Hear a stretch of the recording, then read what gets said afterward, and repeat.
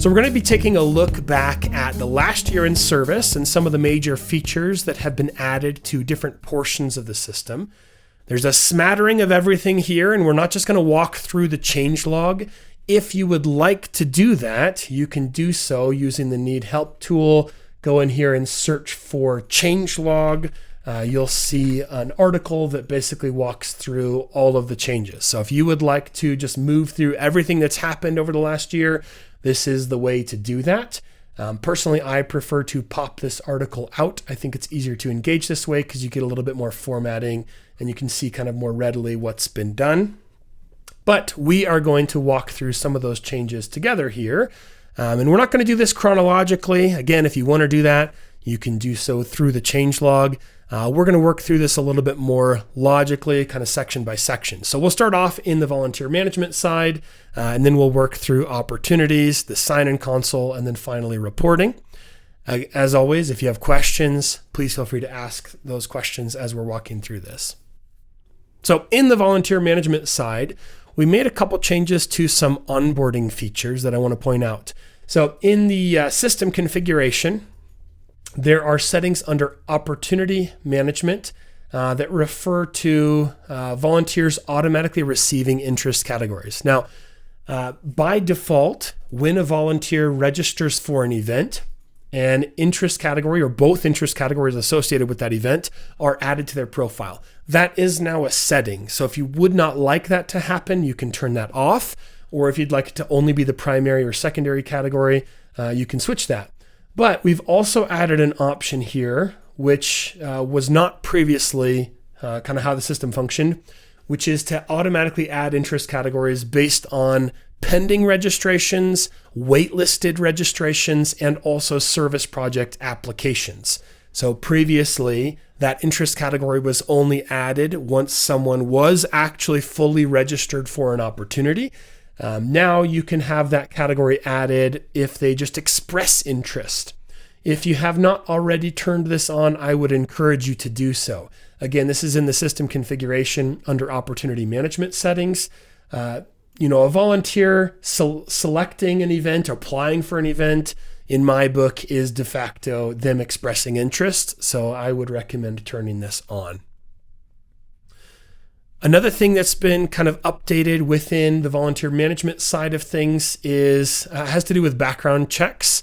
When you're ordering background checks now, there's a couple changes here. When you go to submit a new background check, whether you're doing it individually or in bulk, these are now organized a little bit more kind of structured. You have your built-in options and custom options separated out. And also the system will remember what your most recent selection was if you're ordering a bunch in a row, right? So if I go in and order a background check for an individual, now when I come back in here, it's going to remember what I had selected, so I don't have to go and make that selection again. And then one other feature as it regards to background checks that's pretty helpful is you can quickly search now for all pending applicant action. And what this means is you've submitted a background check, the person has not yet filled it out. So if you want to ping these people, resend the application email, maybe go and email them independently, or just see which ones are still waiting for individuals, or maybe bulk check the statuses of these, you can do that now with a quick search. So the default view for this page is all active background checks, things that require some kind of action, whether it's the volunteer or the background check is actually in progress, or you need to mark it as either reviewed or failed or passed. That's the default view here, but now you can quickly search for those that are pending the volunteer, meaning they still need to fill it out. Okay, and then one final thing on the volunteer side, and this is a pretty helpful tool if you are consistently working within one person's account to adjust their activity. Previously, you could only adjust hours for an opportunity or for a volunteer's registration through the opportunity itself. But now if we go into a volunteer's account and we're looking at their registrations and we recognize something is off here, you can adjust that directly on this page. So you can go in, whether it's a service project and recorded activity, or if it's an event. As long as it's in the past, you can adjust those hours directly on this page now. Okay, on the opportunity side of things, a few things have been added here. One is that now when you're setting restrictions on an opportunity using groups, you can set those group restrictions to look for none of the members of that group. So kind of to put it in a different way, normally all of the restrictions in Service are allowing you to say, these are the people I want to be allowed to register. These are the people who have permission to register for an event, right? If we select a background check, if we say they have to be over 18, these are the people who are allowed to register for the event. With groups, you can now add kind of like a disallowed group. So if I want to say, all of the people who attend this particular school are not allowed to register for this event, I can select a group here or multiple groups, and then I can select down here that volunteers assigned to none of these groups are allowed to register, meaning if they are in this group, they cannot register for this event. So it's a bit of a tweak and change to how most of the restrictions work, but this can be really helpful if you need to create like a barred list of volunteers from a certain set of events. You can make a group for that, add people into it, and then you can use that group to control who is not allowed to register essentially. Other than that, on the opportunity side of things, there is now an import tool for opportunities. Now, this isn't something you're going to be using probably all the time, but if you have like a list of events that you've written out, we can actually import that as a CSV now, kind of like a volunteer data import. You're importing a bunch of different normal events, and then you might use the new merging feature to combine those into time slot events or different things like that. So again, not something you'll probably use every single day. A lot of times it's a lot easier to just create a new opportunity.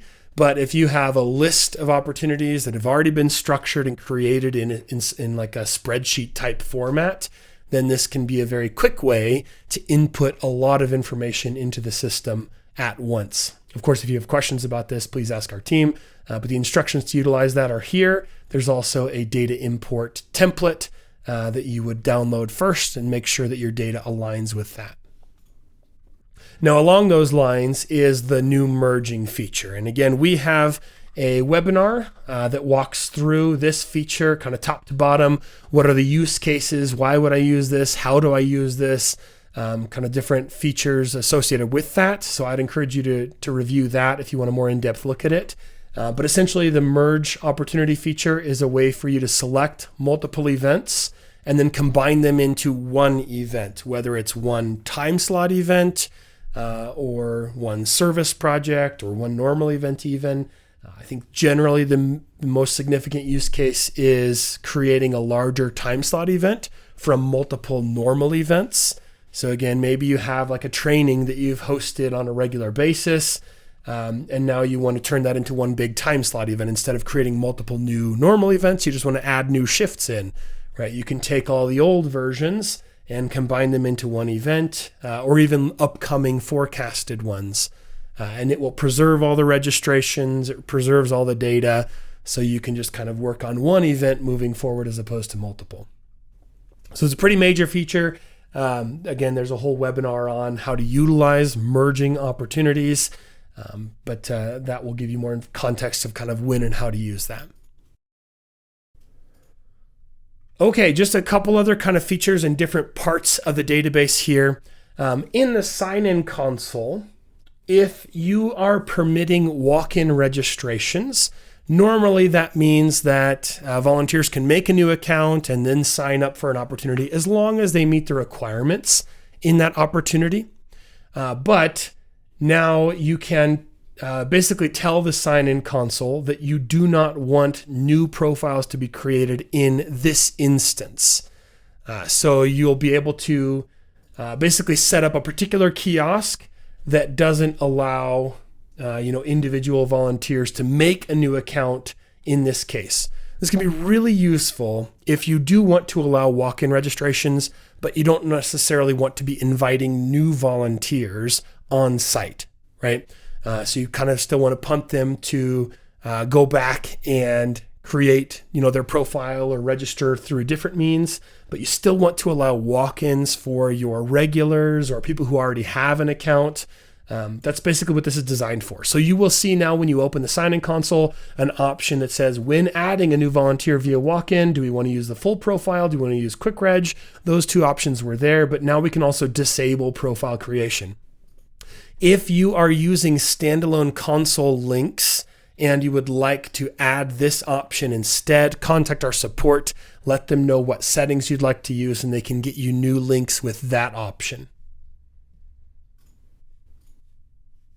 All right, and then one more update that's kind of just a little bit out there, and that's on the project request form. In the system configuration, under Opportunity Management Settings, there is something called the project request form. If you've not engaged with this before, this is a tool that allows you to collect from your volunteers or from your staff or from the community ideas for upcoming events or projects. There's been a lot kind of overhaul to this form where you can make a lot of changes to it now. You can change the title of it. You can change the label project if you want to call it an event or an opportunity or something different. And then below, you can also modify pretty heavily what that form is collecting. Before, the form was basically just looking for an event. So let's actually go ahead and open this up. I'm going to open up an incognito window and move over to the service project. Submit a project request.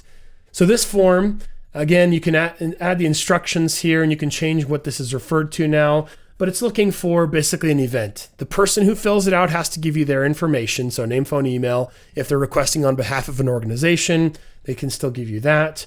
And then they're giving you data about the event. What's the name, the description, the location, the date and time, how many people do we need? But now you can add in a bunch of custom questions, and you can also turn off these limit registration restriction options. So if you need this form to collect some other info when someone's submitting it to you, you can pretty heavily customize that now. Again, the general use case for this is going to be things like people in the community submitting an idea for an event. Think a Boy Scout going for their Eagle project. They want to recruit through you. But I've also often seen this used by organizations more internally, where they want staff to submit ideas for events, but not necessarily be able to create those directly. Obviously, if you have further questions about this form, please let us know, but there's a lot of ways to customize this now if you want to change kind of what that form looks like and tune it to meet more of your needs. All right, the last update I want to point out today has to do with reporting, and in particular, in the opportunity management side, you can now run a report called the reservation summary. So the reservation summary is going to give you essentially a snapshot of all reservation codes on the events you have selected and potentially with a date applied. So you can select a date here to limit what shows up, or you can leave it off and show all the reservations across all the events you've selected, no matter what date it is. This summary is excellent at showing you usage statistics. So you can see the reservations that are deployed. So you see the code, you see the event names that they're attached to. Obviously, you see the dates and times of the shifts.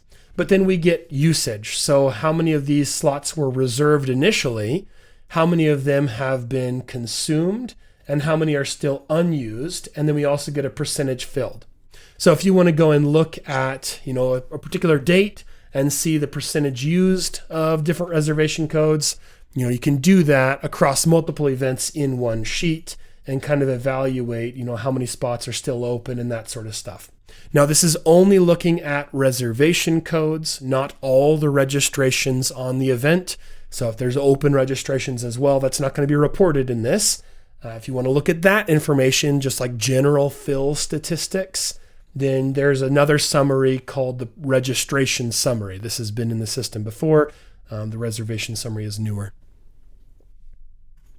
Okay, well, those are the features from 2025 that I wanted to point out. Obviously, if you have any questions about any of these features, you are always more than welcome to engage with our customer support team. Use the Need Help button here. You can click on that, type in a topic or a question, This will search through our articles and show you articles that have to do with that term or that subject. So this is a good resource, but you can, of course, always click on Contact Us, submit a ticket, and they'll get back with you right away. As I alluded to multiple times, a lot of these features have their own webinars. So if you want more information about the sign-in console as a whole, or using reservation codes, or the merging opportunities feature, we've done webinars on a lot of these subjects, and you can review that data through here. Again, go to video.servicetech.com. There's a lot of good information there. Well, thank you again for your time today. I know this was a lot of information to cover. If you do have further questions about what we've just worked through, if there's anything that we can do for you, please let us know. It is our pleasure to get to work alongside you and serve you. Very exciting to get to open up these kind of new feature webinars and walk through what's new for you and what you can utilize to engage with your volunteers and serve your communities in different ways. So thanks again for your time. I hope you have a wonderful rest of your day, and we look forward to seeing you in the new year.